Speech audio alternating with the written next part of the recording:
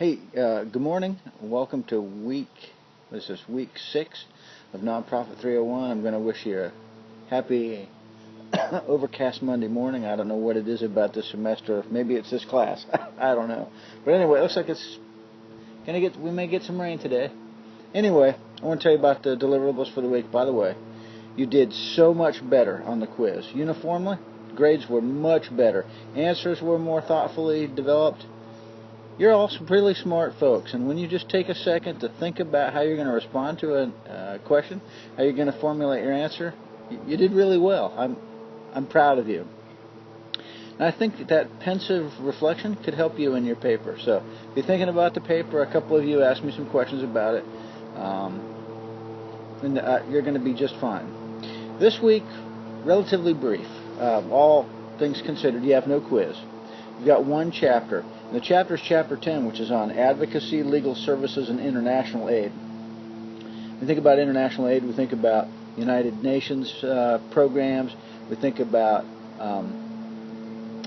UNICEF. We think about World Food Program. We think about Doctors Without Borders. We think about Red Crescent Society. Number of international aid organizations. You'll also be looking at legal services and advocacy. Every state has an organization called Legal Aid Society, which provides free or severely discounted legal services for individuals that have either no income or very low income.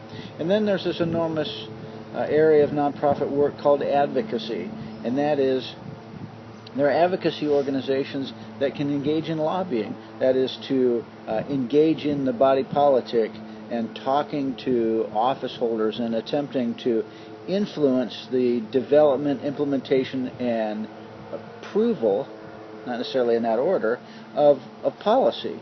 And advocacy organizations could include PACs, political action committees, the National Rifle Association, interestingly enough, the American Red Cross.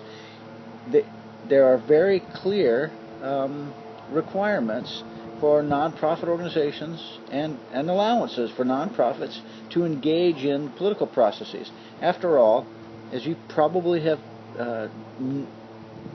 discovered over the past few months, whether you're Republican or Democrat, that our elected officials are oftentimes not the sharpest tools in the shed, and they're not experts in all the areas in which they are involved in developing policies and laws, and they need the expertise of people. So one of the ways that they get that expertise is information provided to them, and opinion about that information and direction from nonprofit organizations. So, having said that, you read Chapter 10. I've got a really brief video, again, I want you to look at about nonprofit advocacy. Nonprofit organizations have to be very careful about how they engage in advocacy and how much money they spend in advocacy and on advocacy-related activities. And then lastly, but certainly not least, is journaling. Let me say one final thing about the journaling. Journaling's been very good. I have seen what I call response, not just me, but we call response fatigue. That is, this will be your 6th journal, so you've been into it for a while, and the temptation is to kind of get burned out. You write a strong sentence or two, and it's downhill. Hang in there. Full responses, good responses, and you're doing good work. And this abbreviated term is you're almost at the end now. Don't forget about you have to do you have to interview with a nonprofit organization. No, it doesn't have to be somebody local to you or local to the upstate. It can be any nonprofit. I have very deliberately and purposefully made the directions about the types of questions I want you to ask very vague. But here's some ideas. Of course, you want the name of the organization and its history. How long has it been in operation? What are its programs and services? How many paid staff do they have? Do they use volunteers? Do they have a board of directors? Does the nonprofit collaborate with other nonprofit organizations? And you can ask a member of the nonprofit, preferably the director, but if you can't get into the director, one of the staff people, what's the biggest challenge your nonprofit has faced? What's the biggest challenge you think you're going to be facing in the next 3 to 5 years? maybe ask them about fundraising. How do they engage in fundraising? How do they engage in what's their budget like? How do they do their planning for the year? How do they know what programs and services they need to offer? The idea here is for you to immerse yourself a little bit in one nonprofit and to begin to kind of understand how they're organized and how they function and the types of things that they do. What does nonprofit work look like?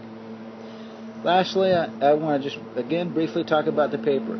I want you to pick out one. A couple of you say, can we do multiple topics? Well, you can do multiple topics, but at a minimum, you got to pick one topic out of the stuff we've covered in the. Put my hands away. It's like Ricky Bobby, right? I don't know what to do with my hands.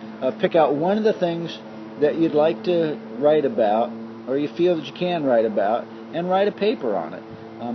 Something that you've covered out of the book. If you need help kind of clarifying and refining what your focus might be, hey, hit me up. I'll help you out. It's now starting to drizzle a little bit. I'm going to get in before I get saturated. Hope you have a really great week. For those of you that have been in the way of the hurricane and now working on your way out, hey, I'm with you. I've been there. We were hit by Matthew. Our hearts and prayers and thoughts are with you. For the service members that serve in the Guard and other units, first responders that responded, hey, it's huge. Thank you. Have a great week, and I'll be coming at you next week. And get in touch with me if you got questions.